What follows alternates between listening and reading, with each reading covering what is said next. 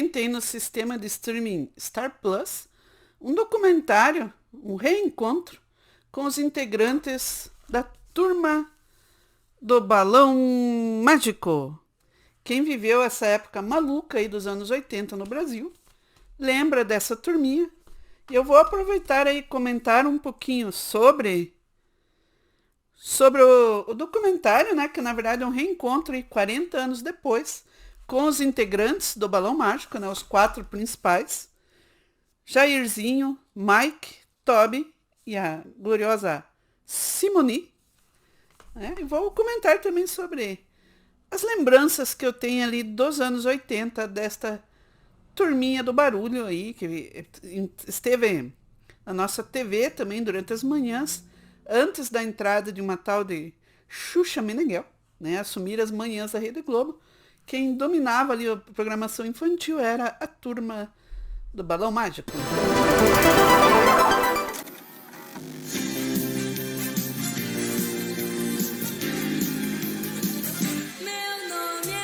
Eu sou filho de uma stripper com assaltante de trem. Eu queria ser um pouco invisível já.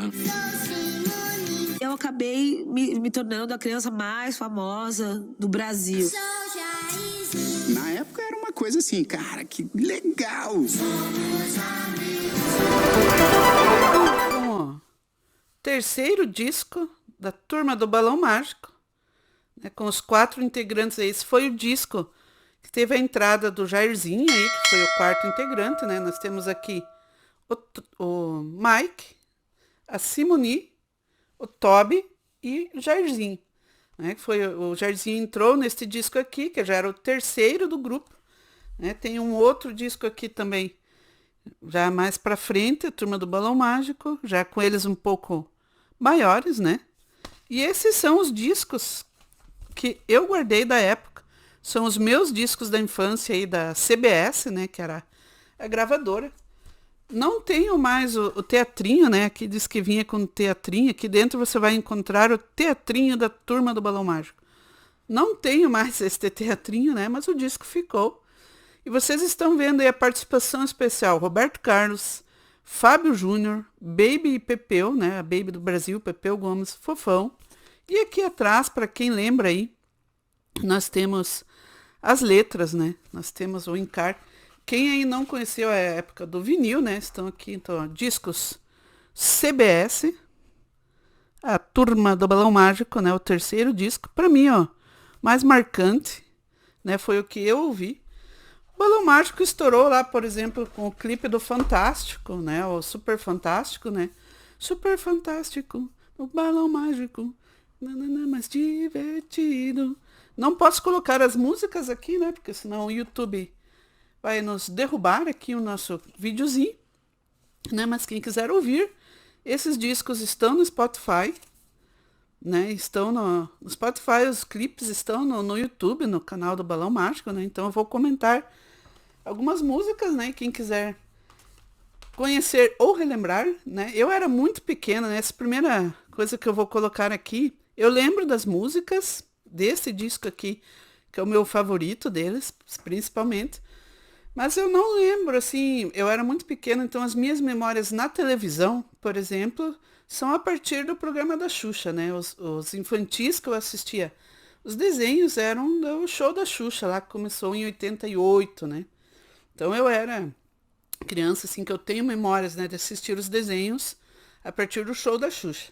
Antes nós tínhamos a turma do Balão Mágico, onde as crianças apresentavam, né, o programa já com desenhos clássicos que continuaram na Xuxa, né, mas já tinha lá Thundercats, acho que o He-Man, mas eu não tenho memória de assistir a turma do Balão Mágico, eu tenho memória das músicas, né. A CBS, primeira coisa que eu já vou falar aqui, que aparece nesse documentário aí do Star Plus, é que a CBS trouxe a ideia, né, o conceito, com um diretor lá que veio da Espanha, da Europa, onde já existiam. Eu tenho, por exemplo, aqui a Nica Costa, que é uma menina incrível. Esse disco também é da mesma época de 81. E ela cantava com o pai dela, que é esse aqui, que é um músico extremamente conhecido, né? Que era produtor musical já famoso. E a menina tinha, acho que 9, 10 anos. E esse disco é inacreditável de bom para uma criança cantar, né? Então, a partir daqui, já existiam na Europa os atores, os astros, mirins, músicos, né? Cantores. E aí no Brasil teve-se então essa ideia com a CBS, né? Foi apresentado e aí começaram a procurar, né? Cantores aí para formar um grupo mirim, então, abrir esse mercado. Tomou uma dimensão assustadora. Teve uma época em que o balão virou um caça-níquel. E foram milhões. Milhões. A primeira cantora, né? A primeira artista do grupo foi a Simone, né? Porque ela já se apresentava. A Simone tem uma história incrível que ela apresenta, né? O documentário reúne esses 4, né? Conversando hoje, relembrando as memórias e alguns temas, assim, tanto da parte legal, como eles adoravam fazer parte do Balão Mágico, como algumas questões ali que existiu na época, né? De superexposição, né? Infantil, muito trabalho, né? Teve, na época que estourou o balão, eles faziam muitos shows, viajavam muito, né? Então isso tudo, eles conversam sobre as boas memórias, né? Como eles realmente gostavam de fazer parte do balão e acabaram ganhando muito dinheiro, claro, eles e suas famílias, né? Como as questões também, as memórias mais complicadas, né? Principalmente o Toby, eu acho que foi uma pessoa que, pelo que dá para entender, assim, nos depoimentos dele, ele ficou marcado com algumas dificuldades que ele passou nessa época, né? O Toby, ele era ao menos, assim, não veio de uma família artista, né? A Simone, ela tem, a família dela era de uma família que vinha de circo e apresentações, a mãe dela era cantora, né? Aparece no depoimento. A mãe dela teve uma participação muito importante na carreira da Simone e do balão, né? Ela assumiu depois de um tempo assim a gestão, né, do grupo ali, da carreira do grupo também. Estava sempre muito ativa justamente, né, pela participação da Simone ser ali das mais importantes, né? Foi a primeira. A Simone aparecia lá no Raul Gil com 3, 4 anos de idade cantando, era uma coisa assim inacreditável, uma criança cantando assim com noções de música, né? Eu não posso falar muito, não sou cantora, mas ela tinha, claro, cantando, obviamente, como uma criança, com a voz de criança, com as limitações vocais de uma criança, mas com noção musical muito forte, né? Por isso que eles levaram ela para a televisão, né? O Raul Gil, tem depoimento do Raul Gil, da mãe da Simone nessa época. A mãe da Simone não queria em um primeiro momento que ela seguisse uma vida artística e cantora, porque a mãe dela tinha muitas dificuldades assim financeiras com essa vida. Era uma vida que a mãe dela gostava muito, mas como a mãe dela disse, se você não tem show, não tem público, você não tem comida, né? Então, em um primeiro momento, ela resistiu a essa entrada da Simone, mas, né, quando a Simone começou a aparecer e realmente mostrar o talento, né, ela acabou, claro, incentivando a carreira dela também. Então, a primeira ali que já tinha aparecido na televisão foi a Simone, né? A história do Mike é inacreditável também. Ele conta isso no documentário. O Mike, o pai dele, foi um inglês, o assaltante de trem na Inglaterra, que ele assalta o trem pagador, né? Isso eles mostram lá no documentário, que é uma história real, né? Eu não lembrava disso. Inclusive, o pai dele deu entrevista para o Jô Soares, contando. Ele assaltou aquele trem pagador lá na Inglaterra, depois fugiu para o Brasil com dinheiro, gastou aquele dinheiro todo aqui no Brasil, perdão, mas ele já era uma celebridade, né? Ele era conhecido aqui no Brasil, aparecia em fotos, em revistas, né? A Inglaterra tentava buscar para que ele voltasse para a Inglaterra pagar pelo crime, e ele ficou aqui no Brasil. E aí casou e teve o filho, né, o Mike. E aí o Mike apareceu na televisão com uma entrevista falando lá sobre o pai dele, uma situação em que o pai dele foi levado por autoridades inglesas para o aeroporto, que iriam levar ele para a Inglaterra. E o menino apareceu na televisão fazendo um apelo lá para que deixasse o pai dele, que ele queria ficar com o pai dele. E alguém da CBS, né, que era a gravadora ali, viu ele na época na televisão e achou que ele era uma personalidade muito extrovertida, falava bem para a câmera, falava para a televisão. Então, como personalidade, ele também foi convidado para fazer ali um teste, né? E ele também, então, tem uma família muito maluca. O Toby vem de uma família ali de pessoas, mas de profissão, né? De carreira não artística, né? De carreiras tradicionais, assim, fora da fama, né? Acabou entrando, acho que, acredito eu, mais pelas qualidades como cantor mesmo, né? Porque ele realmente sabe cantar muito bem. As melhores músicas, a princípio, assim, do Balão Mágico eram do Toby, ali com a Simoni. E depois o Jairzinho, que entrou neste disco aqui, que é o terceiro do grupo. O Jairzinho era filho de ninguém menos que Jair Rodrigues, um dos maiores cantores da história do Brasil. Né? O Jair Rodrigues conta essa história também nesse documentário, que ele gravou uma música quando o Jairzinho tinha 7 anos, e aí acabou rolando um clipe pro Fantástico na época também. E aí, claro, alguém da CBS viu nesse videoclipe o Jairzinho cantando muito bem com o Jair Rodrigues e, claro, acabou sendo convidado aí para integrar. Então esse foi o quarteto aí que ficou mais tempo, né? Que foi o grande estouro, o momento assim, mais o auge do balão, né? Foi com esta formação aqui. Então o Jair Rodrigues, o Jairzinho, tinha uma família estruturada, uma família artística, o pai dele tinha uma carreira, sabia lidar, né, com a carreira artística, a fama. A Simoni tinha uma família também que sabia administrar ali a carreira, a exposição dela. Né? O Mike tinha esse pai maluco ali, que torraram todo o dinheiro, né? O Mike conta no documentário que ele torrou todo o dinheiro ali na época com o pai dele, compraram casa, mansão, barcos, né? Eles ganharam muito dinheiro, isso é contado nesse encontro deles. E a Simoni, né? O Toby é o que tem menos estrutura para uma carreira de sucesso. Estamos falando aqui daquela já conhecida muitas vezes como problemática dos grandes astros mirins. Né? Nós tivemos grandes exemplos aí no Brasil, internacional, né? O Macaulay Culkin, lá, o astro do Esqueceram de Mim, foi um astro mirim gigante no mundial, que acabou tendo problemas de lidar com essa fama, com essa superexposição. Os pais brigaram por questões, né, financeiras, de dinheiro, e ele acabou abandonando a carreira por um tempo. Né? Então é muito difícil uma criança ter estrutura para viver essa fase de super sucesso ali, enquanto, né, muito pequena, e muitas vezes a família não tem a estrutura para segurar, administrar ali, cuidar da carreira e do emocional, né, da parte emocional e mental dessas crianças, para que elas cresçam também de uma forma saudável dentro desse ambiente, né, de fama, de sucesso. E a Simoni é uma mulher muito impressionante nessa questão também.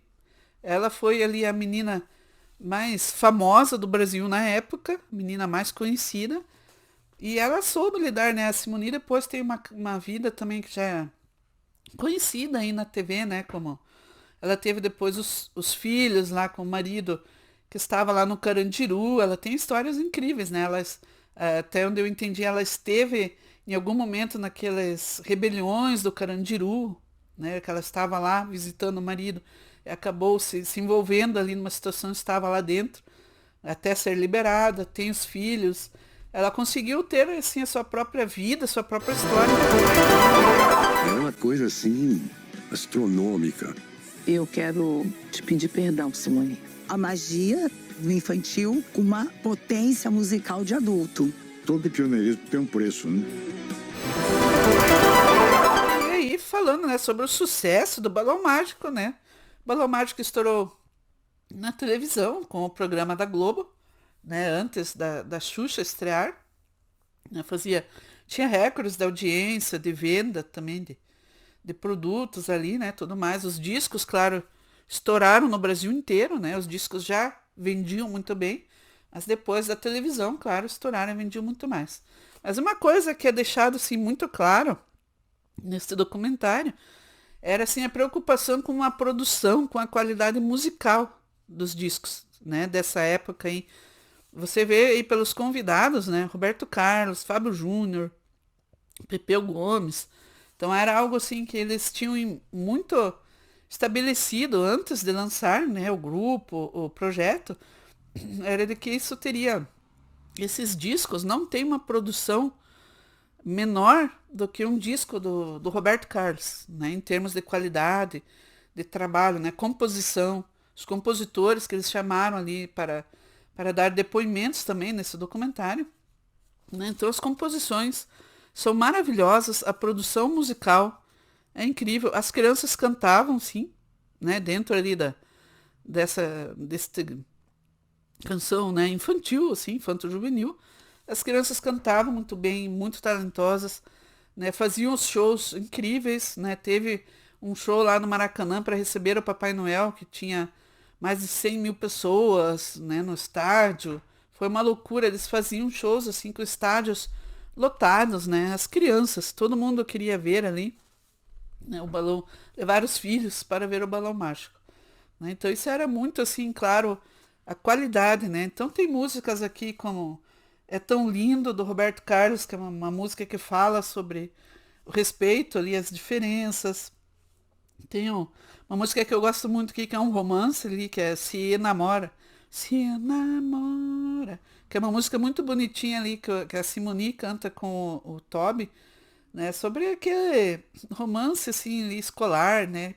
Pré-juvenil, onde ele vai para a escola todo dia esperando chamar a atenção da menina no recreio. É uma música muito bonita, assim, da melodia, da letra. As crianças cantam muito bem. Essa é pessoalmente, é minha favorita do Balão Mágico. Mas tem muito boas. A Mãe Me Dá um Dinheirinho, que é a música com o Pepeu Gomes e a Baby do Brasil. A música com o Fábio Júnior, né, que é talvez a mais conhecida desse disco, né, que é Amigos do Peito. Somos amigos, amigos, amigos pra valer. Das crianças se apresentam, né? Uma música também bem marcante, são muitas, né? Aqui, por exemplo, neste outro disco, já não tem tantas, já, na minha opinião, tão marcantes, mas são todas boas músicas. Aqui tem música com Léo Jaime, com a Simone, a cantora, não a Simone, né? A Simone, a cantora do Natal, né? Que são também grandes músicas. Em termos musicais, o pessoal que eles levavam para gravar as músicas, para produzir os discos, era realmente assim, não deixava nada a dever com os grandes discos da época, dos grandes artistas da época. E isso, claro, ajudou, né, para o sucesso aí, claro, do grupo. Então, para quem viveu essa época aí dos anos 80, o caldeirão dos anos 80, era muito mágico mesmo, o nome é muito feliz, né, Balão Mágico. Porque realmente os anos 80, assim, para as crianças foram mágicos, em vários sentidos. Hoje é muito diferente, né? Muitas coisas são feitas, sim, para proteger os astros, mirins, as crianças, né? A parte publicidade, né? Eu cresci lá nos anos 80, tudo era patrocinado para as crianças, né? Em termos de venda do Balão Mágico, a Xuxa vendeu inúmeros produtos, né, com a marca dela, brinquedos, roupas, alimentos. E isso hoje não é mais permitido, essa publicidade infantil, né, desta forma, né, salgadinhos. Mas quem viveu essa loucura colorida, né, tudo muito mágico, muito colorido, músicas incríveis nesses discos aqui. As minhas lembranças quando eu era muito criancinha, lá, 4, 5, 6 anos, com essas músicas são muito queridas, né? Nunca fui num show do Balão Mágico, né? Não tenho muitas lembranças de assistir o programa de TV, mas tenho esses 2 discos guardados na minha coleção aí com muito carinho. Fizeram parte assim da minha infância.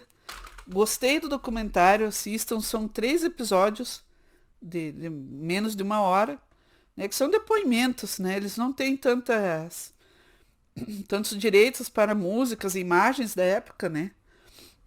Mas é mais a questão dos depoimentos dos integrantes dos 4 hoje.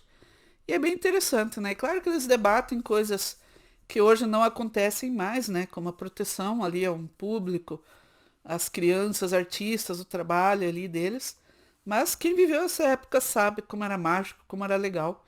E tem essas memórias aí guardadas, né? Então, deixe aí no comentário se você curtiu o Balão Mágico, se você viveu essa época, se você chegou a assistir algum show do Balão Mágico na época, deixe aí. Comente. Vamos reviver essas boas lembranças. Obrigada a você que assistiu o vídeo até aqui. Beijo no coração de todos. Até o próximo vídeo.